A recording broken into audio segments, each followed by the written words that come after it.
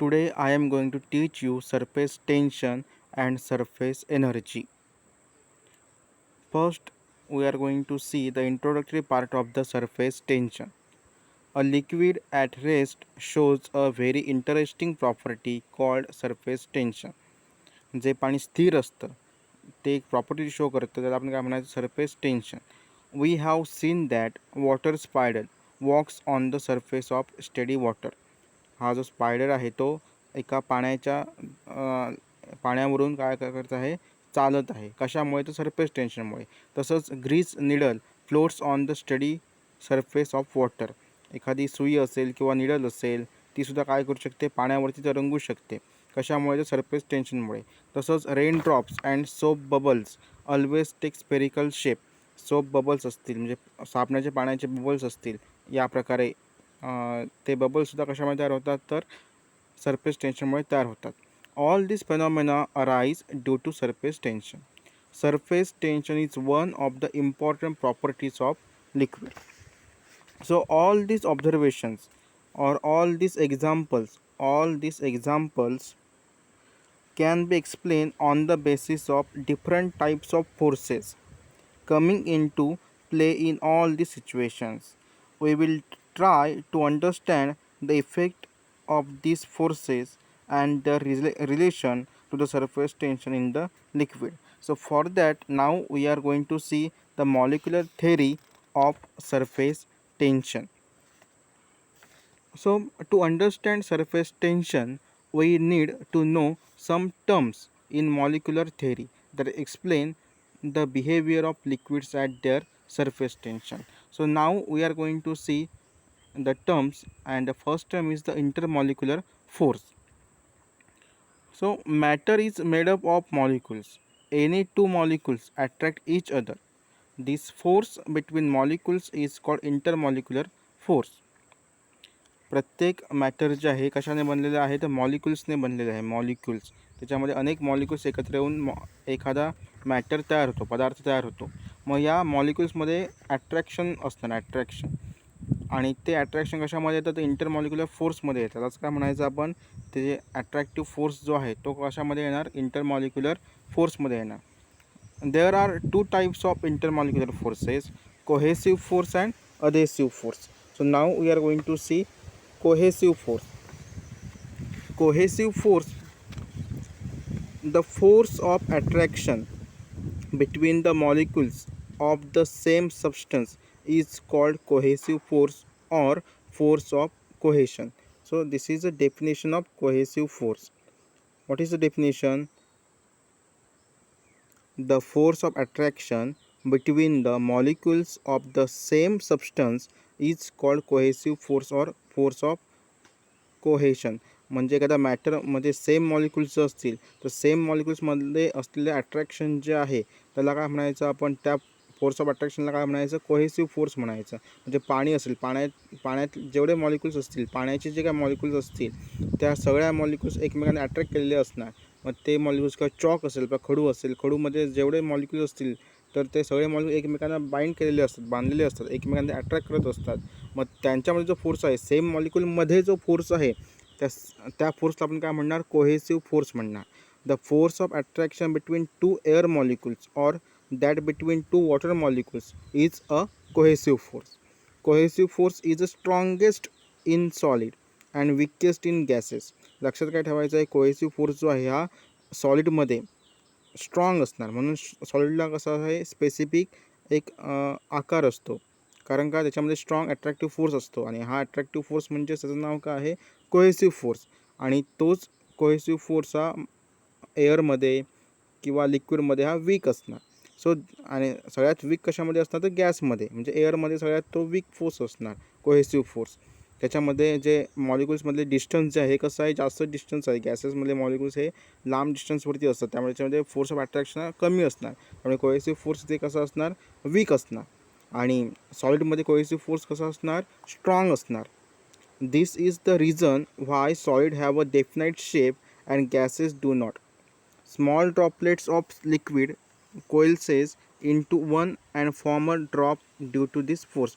तुम्ही दोन ड्रॉप एकमेकांवरती जवळजवळ आणलात तर ते एकमेकांना काय होतं, चिकटतात आणि एकच एक ड्रॉप तयार होतो. हे कशामुळे घडू शकतं, तर कोहेसिव्ह फोर्समुळे होऊ शकतं.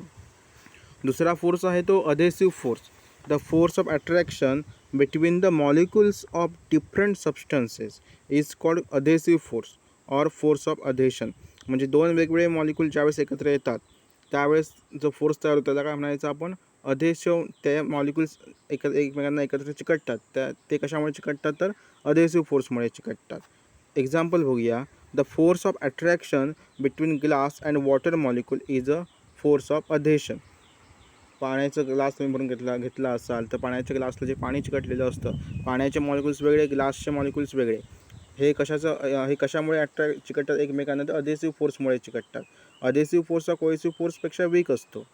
तसंच पाण्यावरती पाण्याचे थेंब पडले असतील, आता पावसाळ्याच्या दिवसांमध्ये आपण पाहतो की अळूच्या पाण्यावरती पाण्याचे थेंब पडले असते, तर तो जो पाण्यातले मॉलिक्यूल आणि पाण्याचे मॉलिक्यूल, वॉटर मॉलिक्युल्स, हे वेगवेगळे फोर्स आहे, वेगवेगळे मॉलिक्युल्स आहेत, तरीसुद्धा एकत्र आलेले असतात. त्या दोघांमध्ये फोर्स ऑफ अट्रॅक्शन कोणता असणार, तर तो अधेसिव्ह फोर्स असणार. दोघांचे मॉलिक्यूल वेगवेगळे, ज्यावेळेस वेगवेगळे मॉलिक्यूल एकत्र येतात त्यावेळेस अधेसिव्ह फोर्स त्यामध्ये अवेलेबल असतो. Now we are going to see next term, range of molecular force.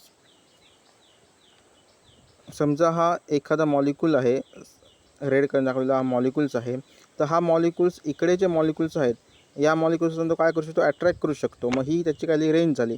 पण इथे एखादा मॉलिक्यूल असेल तर इथून तो अट्रॅक्ट करू शकत नाही या मॉलिक्यूल्सला, इकडच्या मॉलिक्यूलला तो अट्रॅक्ट करू शकत नाही, कारण त्याची रेंज जी आहे ती रेंज इथपर्यंतच आहे, इथपर्यंतची रेंज आहे.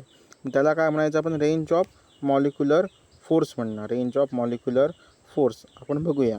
The maximum distance from a molecule up to which the molecular force is effective is called the range of molecular force. Molecular force म्हणजेच कोणते फोर्स, कोहेसिव्ह फोर्स आणि अधेसिव्ह फोर्स. हे जिथपर्यंत ज्या डिस्टन्सपर्यंत इफेक्टिव्ह असतात या मॉलिक्यूलपासून, तर ती जी ते जे डिस्टन्स आहे त्या डिस्टन्सला आपण काय म्हणणार, तर रेंज ऑफ मॉलिक्युलर फोर्स म्हणणार. Intermolecular forces are effective up to a distance of the order of few nanometer, म्हणजेच 10⁻⁹ metre in solid and liquids. Therefore they are short range forces. Next आपण term बघणार आहोत ती म्हणजे spare of influence and spare of feel. या ठिकाणी आपण diagram समजून घेऊया. ही डायग्राम आहे. या डायग्राममध्ये लिक्विड आहे, निळा ब्ल्यू कलरचं का आहे, लिक्विड. आणि हे जे A B D and C, these are the molecules, these are the A, B, C, these are the molecules. Okay. So first we are going to see sphere of influence. Sphere of influence, an imaginary sphere with a molecule at its center and radius equal to the molecular range is called the sphere of influence of the sphere. Figure A मध्ये बघितला तर समजा सेंटरला molecule आहे आणि मॉलिक्यूल्सचा force जिथपर्यंत effective आहे तिथून जर आपण इमॅजिनरी सर्कल ड्रॉ केलं तर त्या सर्कलला आपण काय म्हणणार, तर स्पेअर ऑफ इन्फ्लुएन्स म्हणजे परिणामकारकता. या समजा हा मॉलिक्यूल असेल तर त्याचं रेंज, फोर्सची रेंज इथपर्यंत आहे आणि इथून आपण सर्कल ड्रॉ केलं, या स्पेअरला आपण काय म्हणणार, स्पेअर ऑफ इन्फ्लुएन्स म्हणणार, स्पेअर ऑफ इन्फ्लुएन्स, की जिथपर्यंत त्याची फोर्स इफेक्टिव्ह आहे.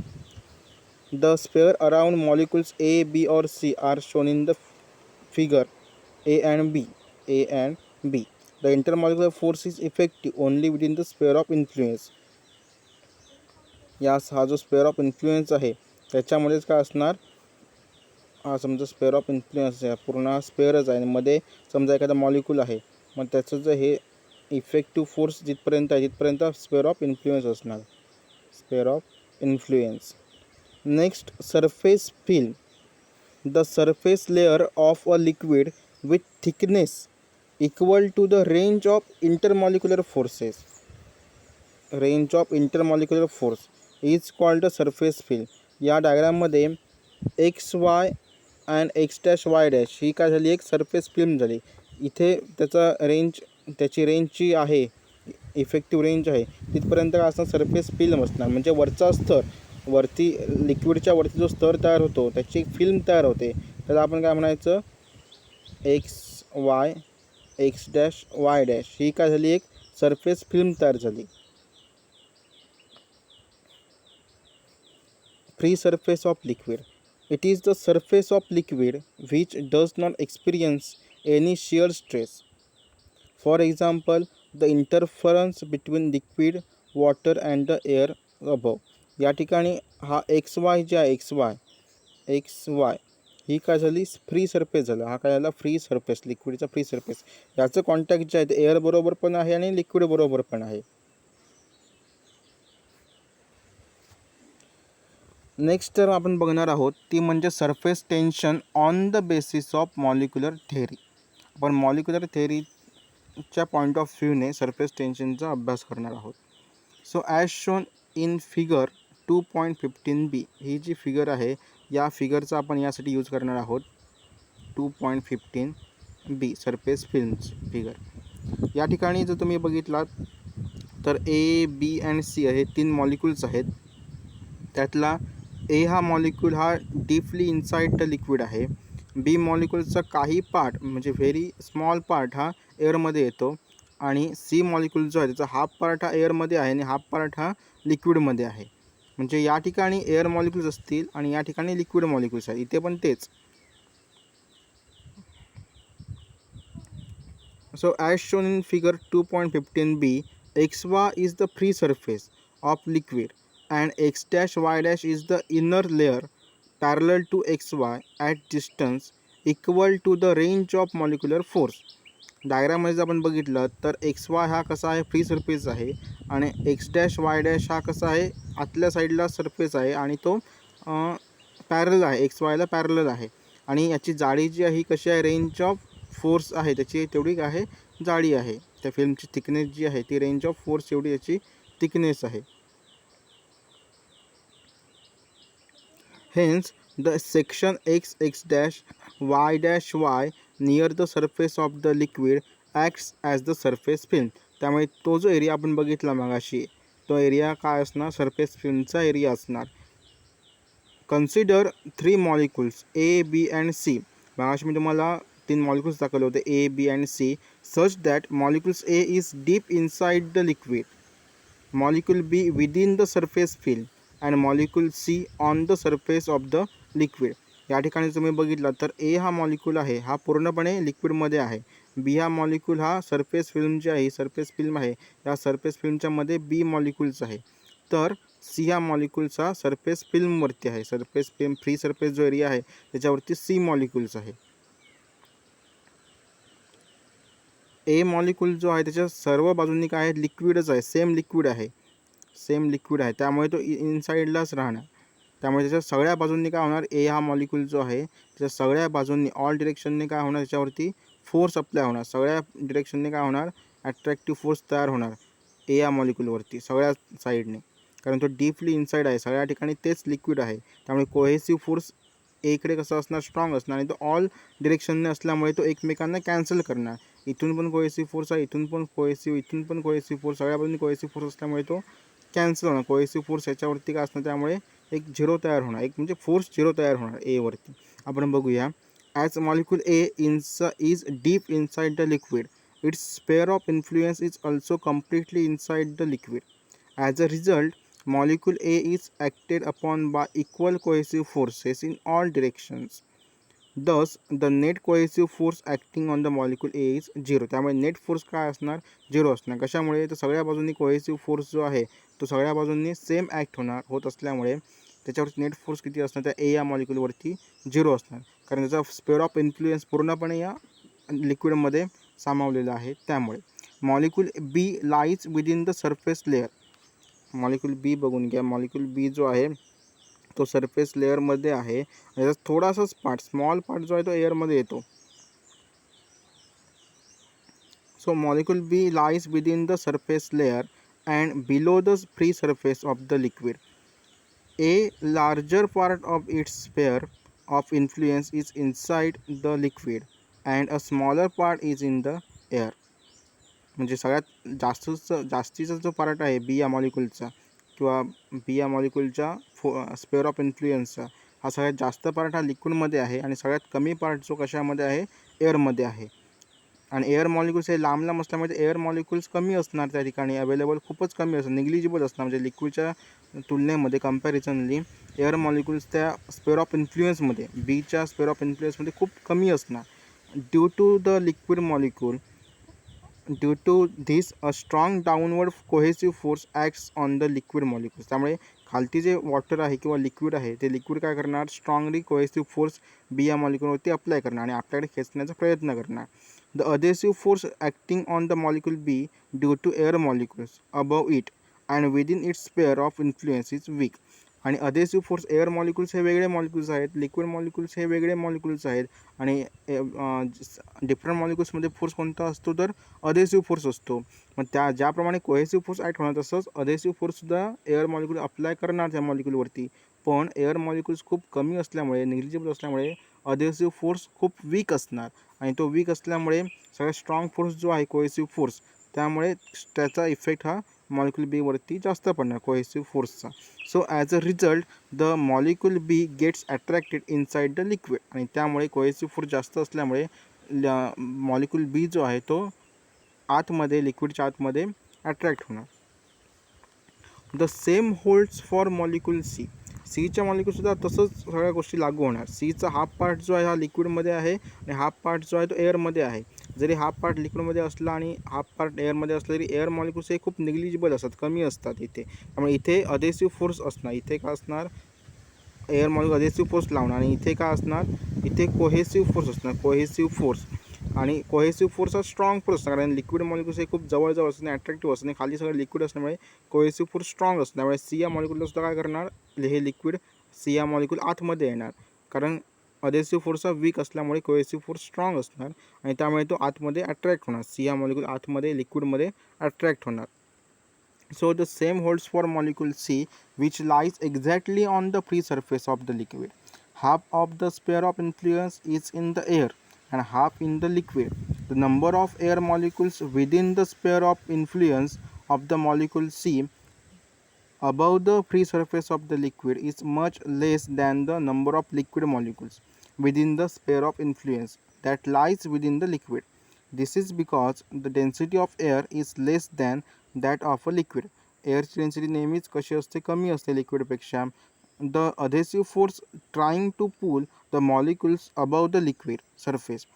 अधेसिव्ह फोर्स काय करणार, त्या लिक्विड मॉलिक्यूल जो आहे, सी या मॉलिक्युल्स आहे, त्याला आपल्याकडे वरती खेचण्याचा प्रयत्न करणार एअरकडे.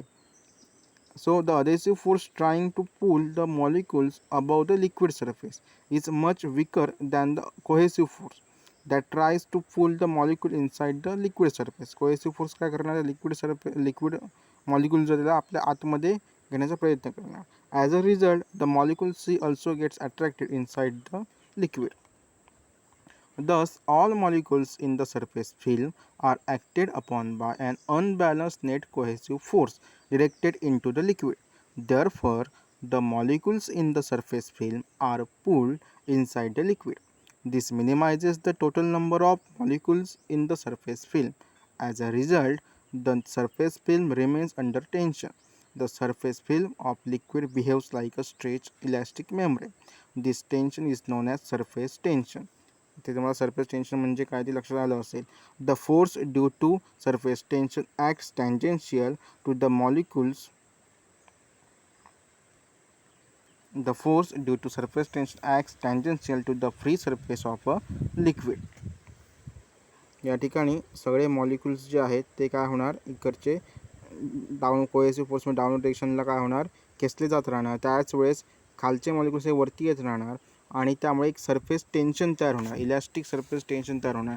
तुम्ही एखादं आपले मृदुंग वगैरे असतं त्याच्यावरती मेम्ब्रेन असतं, चामडं असतं, ते चामड्यावरती मारलं कसं व्हायब्रेशन, इलॅस्टिक व्हायब्रेशन आपल्याला तुम्हाला दिसतात ना, मग तसं इथे हे टेन्शन त्याच्यावरती तयार होणार, एक वेगळ्या प्रकारचं टेन्शन सरफेस, लिक्विड सरफेसवरती. त्यालाच आपण काय म्हणायचं, सरफेस टेन्शन म्हणणार, सरफेस टेन्शन. नेक्स्ट आपण बघणार आहोत surface tension and surface energy.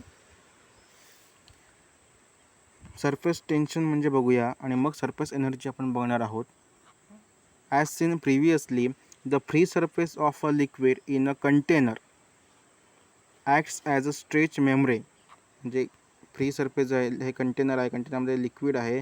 हा फ्री सरफेस जो आहे XY हा कसा ॲक्ट होणार, तर फ्री सरफेस म्हणून तो काय होणार, ॲक्ट होणार. मेम्ब्रेन असणार, ते काय तयार होणार, एक मेम्ब्रेन तयार होणार. मेम्ब्रेनसारखं ते काय होणार, ॲक्ट होणार. So the surface film experiences stretch force. Imagine a line PQ. हा एक सरफेस फिल्म आहे, ही वरचा पार्ट आहे. समजा हा कंटेनर आहे, कंटेनरमध्ये लिक्विड आहे आणि लिक्विडमध्ये हे लिक्विड समजा सगळं आहे आणि त्याच्या वरचा पार्ट जो आहे, लिक्विडचा वरचा पार्ट, ते हे मेम्ब्रेन तयार झालं. मेम्ब्रेनवरती इमॅजिनरी एक लाईन आपण कन्सिडर केलेली आहे. मग हे मेम्ब्रेन जे आहे ते सगळ्या बाजूंनी त्याच्यावरती टँजेन्शियल फोर्स अप्लाय होणार. ते सगळ्या बाजून त्याला काय करणार, खेचणार. हा टँजेन्शियल फोर्स काय आहे, सगळ्या बाजून त्या मेम्ब्रेनवरती आपण इमॅजिन लाईन कन्सिडर केली त्याच्यावरती अप्लाय होणार. म्हणजे जसे काय असणार, टेन्शन असणार. So imagine a line PQ. Imagine a line PQ of length L drawn tangential to the free surface of the liquid. This is shown in this figure. All the molecules on this line experiences equal and opposite force tangential to the surface, as if they are tearing the surface apart due to the cohesive force of molecules lying on either side. म्हणजे ज्याप्रमाणे एखादं membrane फाटत असेल त्याप्रमाणे तुम्हाला ते imagine होणार, सगळ्या बाजूंनी कोहेसिव्ह फोर्स अप्लाय होणार टँजेन्शियली आणि तो फोर्स एकमेकांना अपोजिट असतो. त्यामुळे ही साईड फाटते आहे असे आपल्याला वाटणार, टिअर होत आहे असं तुम्हाला वाटणार. हा टँजेन्शियल फोर्स सरफेस टेन्शन जे आहे त्याचा आपण फॉर्म्युला काढणार आहोत, डेफिनेशन बघणार आहोत आपण आता. So this force per unit length is the surface tension. So surface tension T is defined as the tangential force F, tangential force acting per unit length. त्या लाईनची लेंथ किती होती, PQ लाईनची लेंथ किती आहे, L आहे, L. So the tangential force acting per unit length on the both sides of an imaginary line drawn on the free surface of liquid, it is T is equal to F upon L. Surface tension T is equal to tangential force per unit length of line. SI unit of surface tension is Newton per meter and its dimensions are L raised to 0, M raised to 1, T raised to -2. Question असा विचारू शकतील तुम्हाला, state the surface tension किंवा define the surface tension. त्याचं SI unit विचारतील आणि त्याचे dimensions विचारतील. एक प्रॉब्लेम बघूया आपण.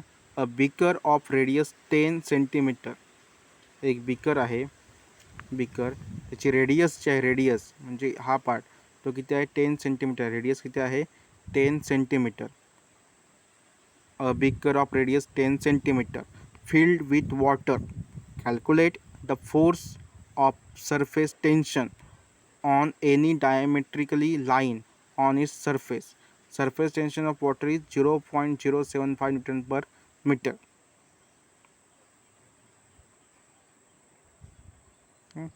बघूया, गिवन बघूया आपण. लेंथ दिली आहे, किती दिली आहे लेंथ, म्हणजे आपण मगाशी आपला फॉर्म्युला काय, सरफेस टेन्शनचा T is equal to F upon L. आपल्याला काढायचं काय आहे, फोर्स काढायचा आहे ना. Calculate the force of surface टेन्शनचा फोर्स आपल्याला फाइंड आउट करायचा आहे. तर तुम्हाला लेंथ लागणार.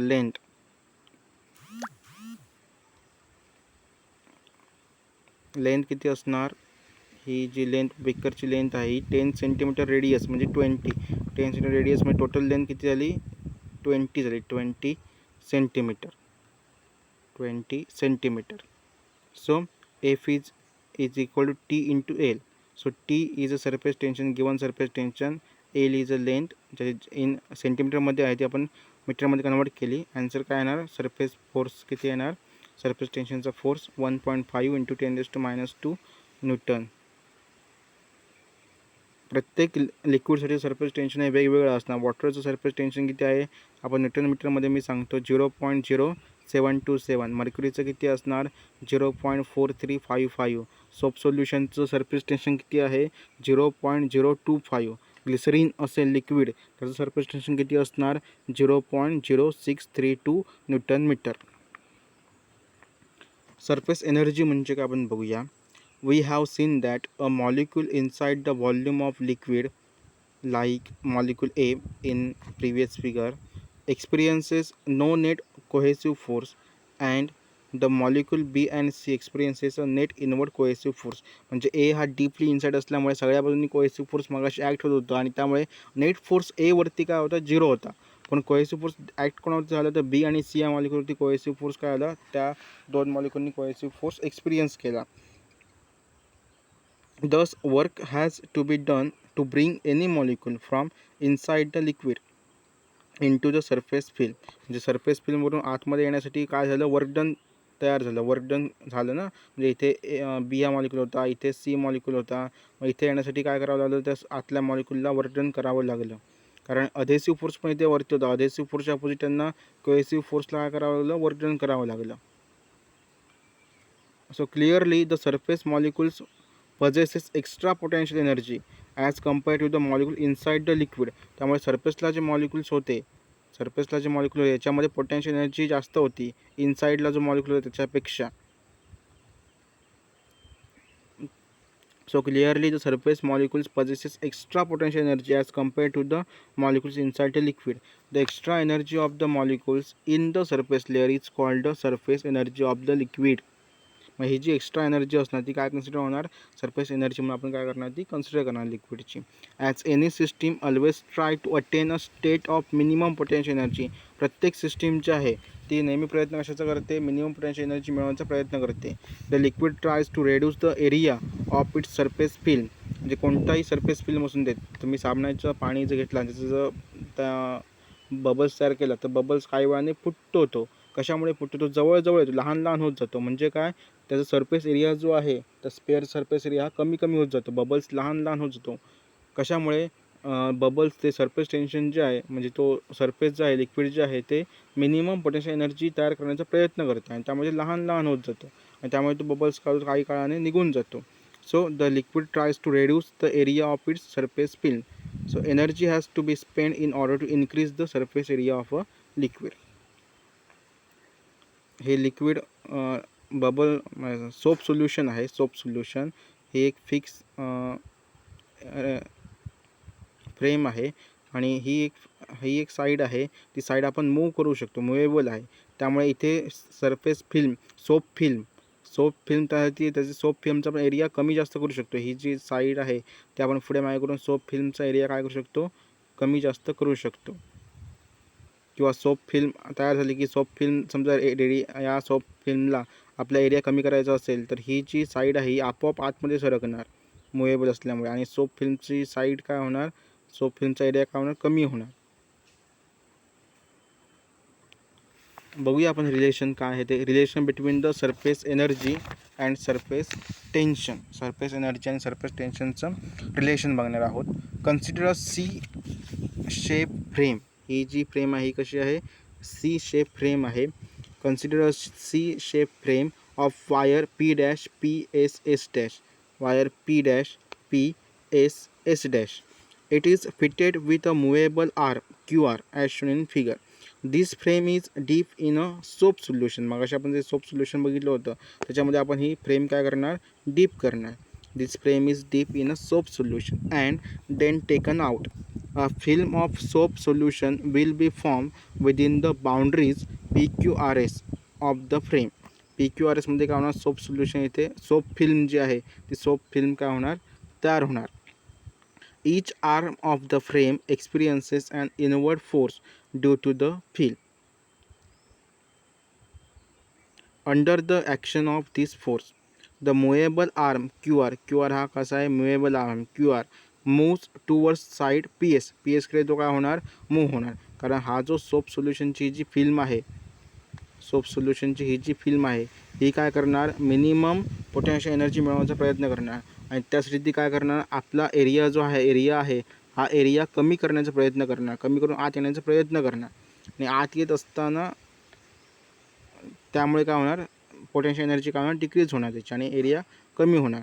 त्यासाठी QR जो आहे हा क्यू आर ही जी सोप फिल्म आहे ती काय करणार, क्यू आरला आतमध्ये खेचणार. So the movable arm Q R moves towards the side P S so as to decrease the area of the film. If the length of QR is L, याची length समजा L असेल, length of QR is L, then this inward force F acting on it is given by, मग त्यावेळेस inward force आहे, हा जो inward force आहे हा किती असणार, तर surface tension T into 2L into 2L म्हणजे वरची साईड आणि याच्या खालतीची साईड आहे ती साईड, दोन्ही साईडकडून, त्यामुळे इथे काय आलं, 2L आलं. Since the film has two surfaces, the upper surface and the lower surface, the total length over which surface tension acts on QR is 2L. Imagine an external force F applied isothermally. आपण काय करणार आहोत, एक external force जो आहे तो इथे म्हणजे एरिया कमी व्हायला द्यायचा नसेल तर आपण एक्सटर्नल फोर्स अप्लाय करणार एफ डॅश, याच्या अपोजिट एफच्या अपोजिट काय असणार, एफ डॅश असणार, जे फोर्स इक्वल असणार पण डिरेक्शन दोघांची कसं असणार, डिरेक्शन अपोजिट असणार, फोर्स इक्वल पण डिरेक्शन अपोजिट, असा एफ डॅश एक्सटर्नली आपण फोर्स एफला अप्लाय करणार, एफ डॅश एफच्या अपोजिट फोर्स अप्लाय करणार to the arm Q R, Q आरवरतीच अप्लाय करणार, so that it pulls the arm away and tries to increase the surface area of the film. त्यामुळे आपण काय करणार, मगाशी सरफेस एरिया कमी होत होता, आपोआप ती सरफेस फिल्म काय करत होती, सोप फिल्म काय करत होती, त्या क्यू आरला आतमध्ये खेचत होती, त्यामुळे एरिया कमी होत होता. आपण अपोजिट फोर्स एफचा अप्लाय करणार, एफ डॅश, आणि त्यामुळे एरिया काय होणार, वाढणार. The arm Q R moves to Q dash R dash, त्यामुळे हा जो क्यू आर आहे हा आता कुठल्या साईडला जाणार, तर क्यू डॅश आर डॅशकडे तो मूव्ह होणार, क्यू डॅश आर डॅशकडे तो काय होणार, मूव्ह होणार through a distance D x. D X एवढं डिस्टन्स काय करणार, हे डिस्टन्स किती आहे, small distance D x, D x distance तो काय करणार, कवर करणार. सो वर्क डन काय होणार, वर्क डनचा फॉर्म्युला काय, फोर्स इंटू डिस्प्लेसमेंट, वर्क डनचा फॉर्म्युला काय, फोर्स इंटू डिस्प्लेसमेंट, नेहमीचा आपला फॉर्म्युला आहे वर्क डनचा, फोर्स इंटू डिस्प्लेसमेंट. तर फोर्स किती अप्लाय केला आहे आपण, त्या क्यू आरच्या साईडवरती एफ डॅश एवढा फोर्स अप्लाय केला, आणि डिस्टन्स किती कवर केलं त्याने, तर डी एक्स एवढं डिस्टन्स कवर केलं. आता एफ डॅश म्हणजे हा कोणा एवढाच आहे, तर मगाशी जो एफ आहे, एफ या साईडला आहे, तर एफ डॅश या साईडला आहे, फक्त डिरेक्शन अपोजिट आहेत, बाकी मॅग्निट्यूड आहे जे फोर्सचं एफचं मॅग्निट्यूड आहे तेच मायन्यूट एफ डॅशचं असणार. त्यामुळे डी डब्ल्यू म्हणजे work done is equal to T two L into D X, हे झालं याचं वर्क डन झालं. म्हणजे इथून इथे येण्यासाठी वर्क डन किती करावं लागलं आपला वर्क डन, तर ते work done D W is equal to T two L D X एवढं वर्क डन करावं लागलं. But 2L D X is equal to D A, तो एरिया तयार झाला बरोबर ना, हा काय आहे डी एक्स आणि हा काय आहे 2L, हा काय होणार लेंथ इंटू विड्थ, हा एरिया तयार झाला, त्याला आपण काय म्हणूया, हा एरिया जो आहे त्या एरियाला आपण काय म्हणणार आहोत, D A, area D A. मग त्या ठिकाणी आपण काय ठेवणार, 2L डी एक्सच्या ठिकाणी आपण डी ए ठेवणार.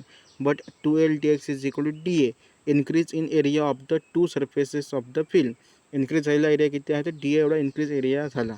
So therefore D W is equal to T D A, त्यामुळे इथे आपण काय येणार, D W is equal to काय येणार, D W is equal to T D A, आपण we instead here D A, म्हणजे वी इन्स्टेड डी ए.